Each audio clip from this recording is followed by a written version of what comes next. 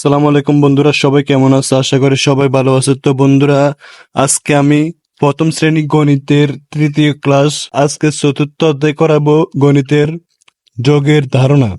প্রশ্ন লিখবো যে যোগ কাকে বলে। প্রশ্ন: যোগ কাকে বলে? এখন আমরা উত্তর দিয়ে লিখতে পারি যে উত্তর: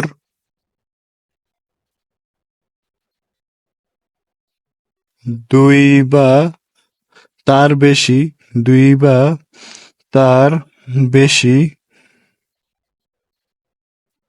দুই বা তার বেশি সংখ্যার মধ্যে সংখ্যার মধ্যে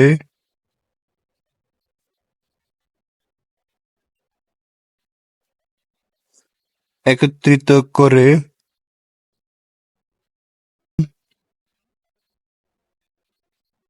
মোট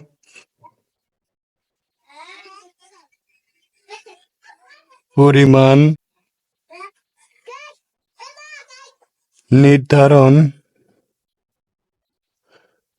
নির্ধারণ করার প্রক্রিয়াকে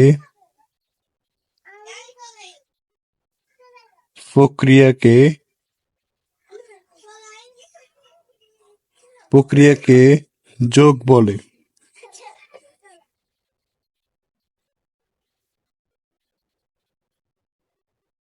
তাহলে আমরা প্রশ্ন হচ্ছে যে যোগ কাকে বলে।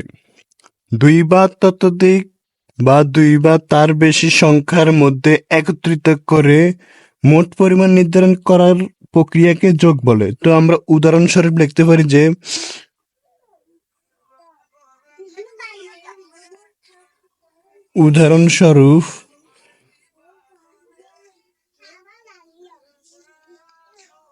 উদাহরণস্বরূপ আমরা মনে করো 1+1 = 2। তারপর লিখতে পারি যে 2+3 = 5। আবার লিখতে পারি যে 5+6 লিখতে পারি যে 11।